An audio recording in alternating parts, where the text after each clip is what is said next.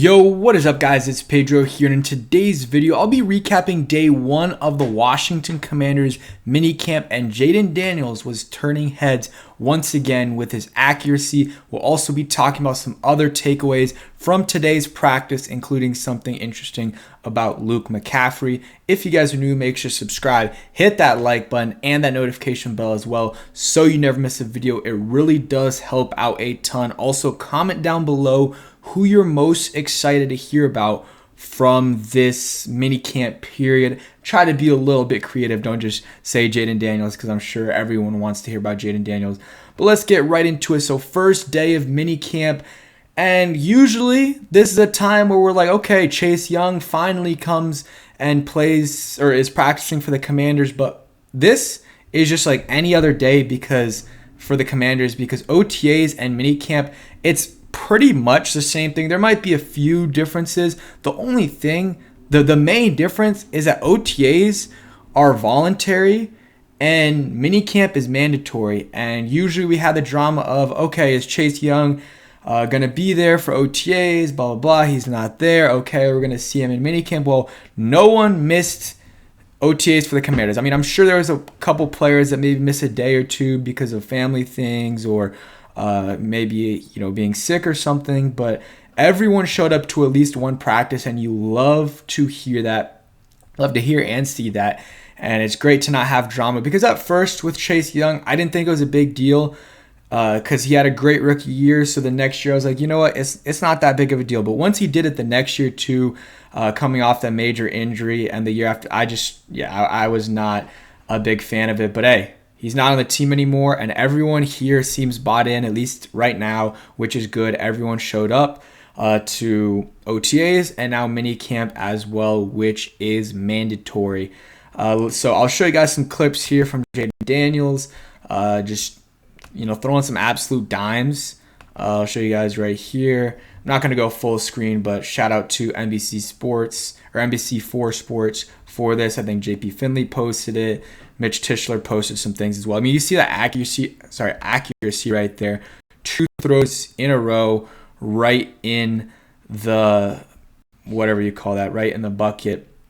I guess not in the bucket, but I forgot what you call those things. But then you see some friendly competition with him and Sam Hartman there. Marcus Mariota feeling like a little babysitter there, but he's laughing as well. And it's good, I think, to have that friendly competition between quarterbacks. And, it's also good because Sam Hartman 100% knows his place. He knows there is zero true competition between him and Jayden Daniels. At least right now, Jayden Daniels is going to get all that attention that he's needs from the coaches, and he's going to get the number 1 reps. And Sam Hartman is competing for a roster spot. He's competing for that number 3 spot on the team. So he knows he's really he doesn't need to be totally competing with Jayden Daniels, and there doesn't need to be tension there. Obviously there's still going to be some competition, but it's going to be more friendly competition, which is good. And you see him here getting some footwork in there. You see Cliff Kingsbury there with the hat and the glasses, and he throws it in there again, an absolute dime. And you see Jayden Daniels there jogging off, and he's got the aura, man. He really does. And you see him there make a little nice catch too. See some of the other quarterbacks throwing as well. But I think the 3 quarterbacks are going to be Jayden, Marcus Mariota, and then you're going to have Sam Hartman, and then maybe Jeff Driscoll as well. He's a potential number 4. One of those guys maybe will make the practice squad. I mean, Jeff Driscoll's not. I doubt he gets signed anywhere, so he can probably make the practice squad for you. So let's continue moving down the list. We'll go to what Nick Allegretti said. He said he prides himself on being one of the first in the building each day, and he says Jayden Daniels has arrived before him every single time. You absolutely love to hear that. Not surprising. Talked about this before with Jonathan Allen. He likes to be there early, but he said that Jayden Daniels used a different word, but he's there every single time before him. So it's really good to see your young quarterback putting in the effort, taking the initiative, and again, putting in that work that needs to be put in to be a successful quarterback in this league, to be an elite quarterback in this league, because he also has a talent. So it's good to see a quarterback with talent, but then also a quarterback that's willing to put in the work. We've seen maybe one, or quarterbacks in the past year have one, but maybe not the other, or have some other, Hal. I mean, I guess he had a little bit of talent, definitely not as much as a guy like Jayden Daniels, but he did have a work ethic, and he was watching film. But Jayden, he's got the work ethic, he's got the talent, and no off the field issues. You go to like RG3, had the talent, maybe. I mean, he had an okay work ethic, but just like in terms of working out and stuff. But in terms of like watching film and stuff, he wasn't necessarily the best at that. And then of course you had the other issues with him and some of his teammates and coaches. So we don't have that, at least right now, with Jayden Daniels. And the rest in peace, Dwayne Haskins. You had a really talented quarterback, but then, at least early on, wasn't necessarily putting in all the necessary work he needed to. So Jayden Daniels, the best of both worlds. Obviously, there's just minicamp, and we still got to see it on Sundays and even, preseason too. I think that is important. Here is, I believe they showed this clip in that, full clip that I showed, but here's him getting some work in, some footwork stuff with Cliff there, and then makes that throw into the bucket right there. Yeah, I believe this is let's see. Yeah, I think that's the same clip because I see the guy about to throw. And there's one more clip I'll show you guys. We'll full screen this one. I think, I'm not sure if that was Jayden. I couldn't see the beginning of the clip if that was Jayden Daniels throwing or not. But yeah, it was Jayden Daniels throwing here. And you see Luke McCaffrey just running off the field. And correct me if I'm wrong. I know I've gotten some slack on it for not completely knowing the numbers. I know last year, I believe, Bryson Tremaine was 89. So that's what I'm going to guess there. But we'll go ahead and look it up in a second. But that's really not what's important right now. Let's go here. Luke McCaffrey was working post-practice with Anthony Lynn, the running back coach, taking some handoffs. You love to see that. And, he obviously comes from a family, very talented NFL family. And I think his mom was, extremely athletic too. His brother, Christian McCaffrey, who just is on the cover of Madden, he played running back, but plays running back, but he's also talented receiver as well. So I guess they're seeing what Luke can do, taking some handoffs, and I don't think he's going to be taking a lot of handoffs, but could be a guy that maybe they do some end arounds for or some other stuff as well.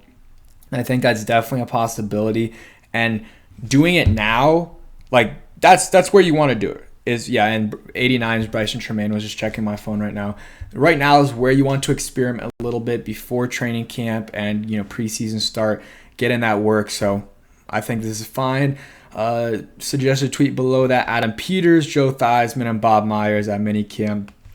Nothing major, but good to see those three there. And some more news: Mike Sanders still got his rookie contract signed, so I think that you just got Jayden Daniels, maybe a couple other guys remaining. Jayden's the one for sure I know hasn't signed. It's not a big deal as long as it gets done before training camp. We're straight.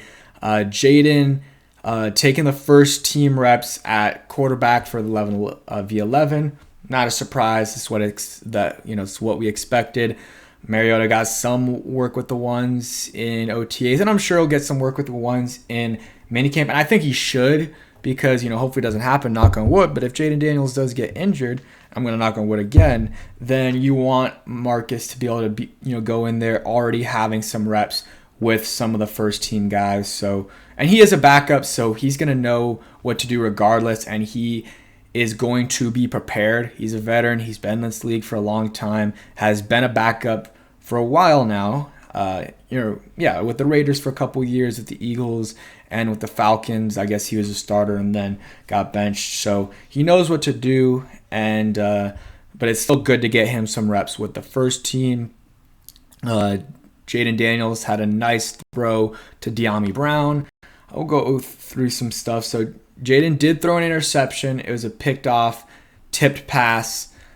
Jeremy Chin came up with the interception. Don't have a clip of it. Not sure, whose fault it really was. Not a big deal, though. There's a De'Ami Brown, catch that they were talking about. Would have probably been a sack, but good to see that it was a good throw by Jayden, and De'Ami made the play. So I guess he's getting some work with the ones. Cornelius Lucas getting getting reps at left tackle with the ones, and Davion Davis had a nice catch from Marcus, on a throw from Marcus Mariota.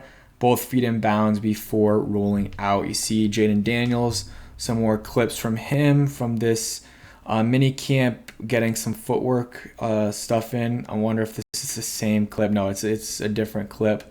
So his footwork looks good. That was one of his strengths coming out of college. Mechanics are pretty good as well.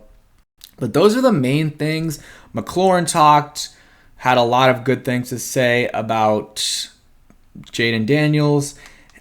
Joe Witt talked and said they like corners that can catch the ball, because that's what translates to a lot of turnovers, and it worked in Dallas. So they're trying to get those guys here in DC. It might take a little bit of time, but I'm liking what I'm hearing and seeing from Joe Witt, and I think he has a chance, maybe if he does well here, to become a head coach in a couple of years. He is still relatively young, and this is like his first coordinator chance. So he's still, even though he's not super young, he's 45, which I think he's around 45, which is still relatively young, but also he's even younger if you think about in the coaching world, because he hasn't coached at the coordinator level yet, and this is really his first shot, and he obviously hasn't been a head coach yet. So he does have a chance to be a head coach in this league, and if he does and he gets nabbed from us, then the Commanders would get 2 third-round picks because of the minority rule. But that is it for today's video. Hope you guys did enjoy.